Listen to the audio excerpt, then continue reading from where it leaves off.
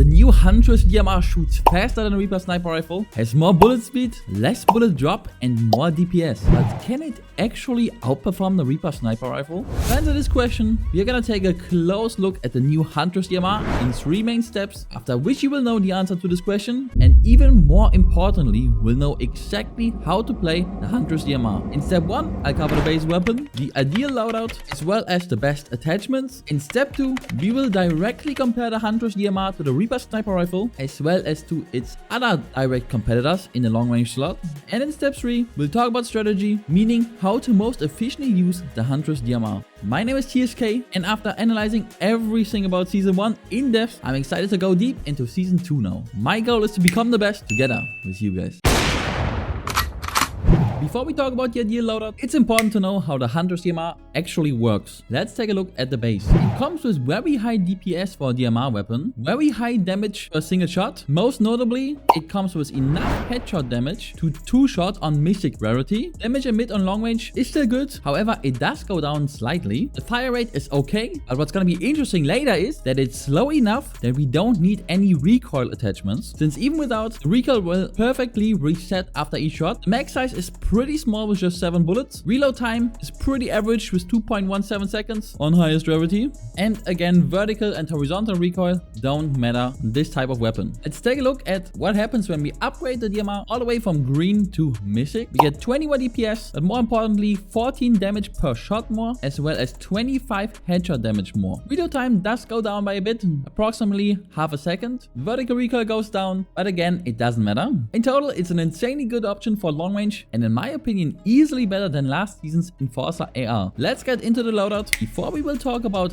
how we get the most out of the DMR in the following point: attachments. The shotgun slot does have a new contender with the Gatekeeper shotgun, but can it dethrone the auto shotgun? This question alone easily deserves another full video, which I will get to ASAP, and it's not as straightforward as many people believe at the moment. The consensus is that the auto shotgun is still the meta shotgun, especially for zero build, but keep in mind that you can get the Mystic Gatekeeper shotgun consistently by defeating Cerberus at the Grim Gate, who also drops the best medallion. It gives you 3 dashes that each have a recharge time of 10 seconds, while on the other side, getting a high level auto shotgun is not guaranteed at all. You cannot go wrong with the auto shotgun though, but I personally prefer to play the Gatekeeper shotgun, mainly however because it's fun to shoot new weapons. The pump is of course still completely out of the question. In the mid-range slot, we have quite a few options, but the 2 best ones are the new Harbinger SMG and the new Warforged AR. But since we are running a DMR as our long-range weapon, we don't necessarily need a weapon that fits the classic AR mid-range, since we can easily use our Huntress DMR at that distance too. Which is why my recommendation is the Harbinger SMG, since it's insanely good at the classic SMG distance. However, again, it's not as straightforward. Why? Because if you get Ares Medallion, you will push your purple or legendary DMR over the edge with the additional damage. You will do over 125 damage, meaning you start 2-shotting people with headshots in zero build. Ares is also super close to Zeus on the map, where you get the Mystic DMR. That means if you go for Ares, you will of course also get his Mystic Warforged AR, which is insanely strong, meaning it's most likely you will run it over the Harbinger SMG in most matches. However, if you manage to get a very high level SMG and upgrade it in the bunker,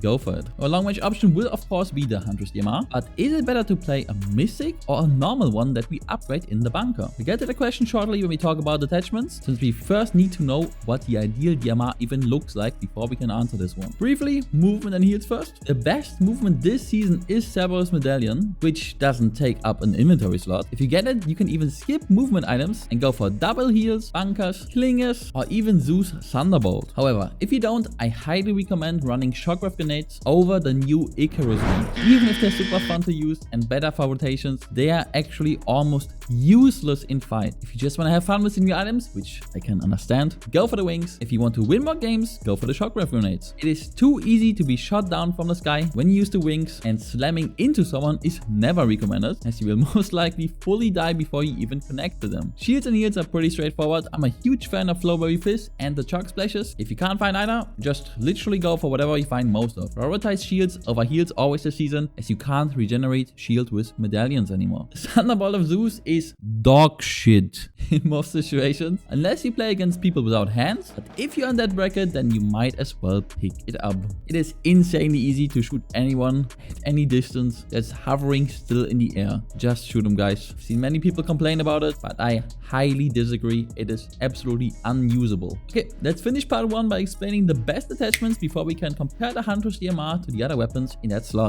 I'm actually a fan of the new summer scope for the Huntress DMR, while I really don't like it on anything else. Having 2.1 times zoom on it feels perfect. But to be honest, every optic actually feels great on it. And of course, choosing the optic depends on what distance we want to be playing it. If you play together with the Harbinger SMG or even the Thunderburst SMG, going for the holo can also be just fine. However, you will struggle on longer ranges. 4x is also pretty good, but as always, optics are the most subjective choice. I recommend going for the thermal or 4x though. The better magazine is the drum mag. It brings the mag from 7 to 12 bullets, which is absolutely huge and will 100% give you the edge when chasing down people, and especially when playing duos, trios or squads. The angle grip is the best choice for the underbarrel, as the attack speed is low enough for recoil reduction not to matter. Your weapon will fully reset by the time your next shot will be ready, and getting additional ADS speed of course always matters. On a weapon you will ADS all the time. The speed grip is an interesting choice, however I'm not convinced it matters enough on long range. It is however a very cool option for the new Harbinger SMG. I'll get to that on my Harbinger SMG video. Muzzle brake and suppressor are both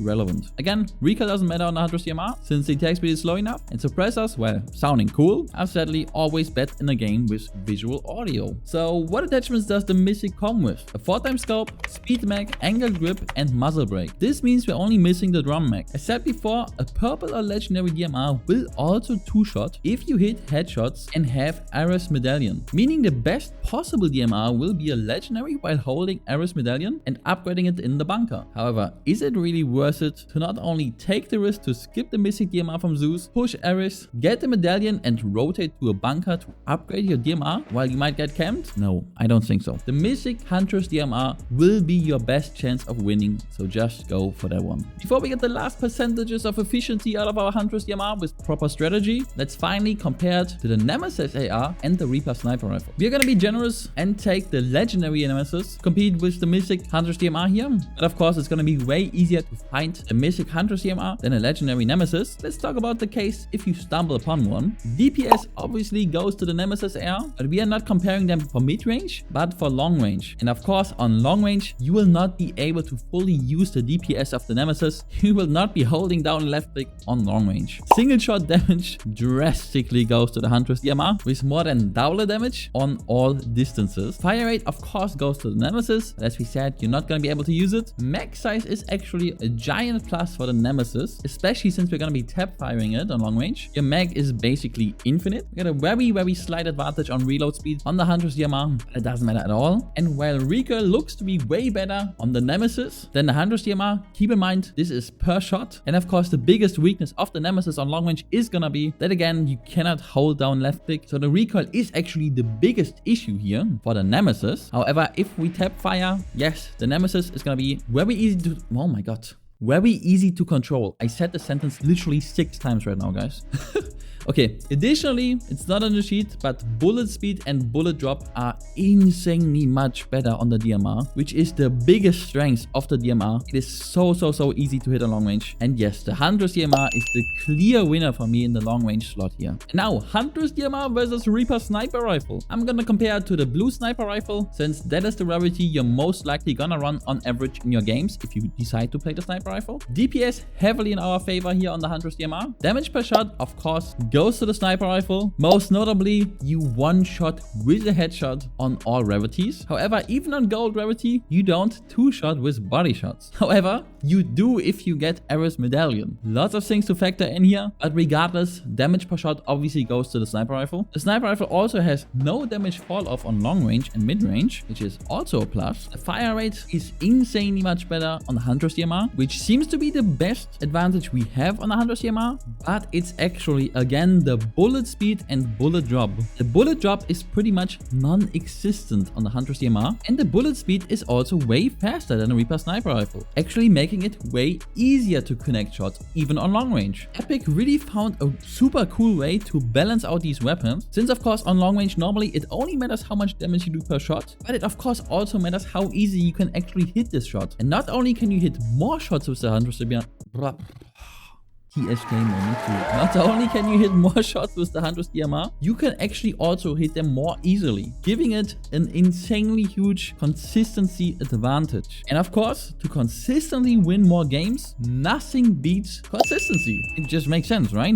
So in total, the Huntress DMR is way more consistent and easier to use, giving almost every player higher success with it. If you're insanely good at getting big headshots every single match, or just enjoy playing the Reaper Sniper Rifle, go for it. But if you strictly want to win more games, play the Huntress DMR. Let's get to the most important point, strategy, to fully understand how the Huntress DMR should be played so that we can get the most out of its strength. Choose a range you want to be efficient at and play it. If you play a hollow on it, of course you will need to be closer to the enemy than if you play a 4x scope. Drop on either Mount Olympus or down south at the Brawler's Battleground, but make sure you push Zeus or the player that got Zeus in order to obtain your mythic Huntress DMR. Watch out for third parties if you go for Zeus, since the boss fight takes ages. Catch people by surprise, spam them down as much as possible before hard pushing with movement. Be careful when peeking sniper rifles. Quickly shoot and reposition. Take fights that are advantageous to you. Don't risk getting randomly one shot. Headshots are super strong, but of course it's easy to say, hey bro, just hit the head. And also, of course, the Reaper Sniper Rifle is better at, hey bro, just hit the head.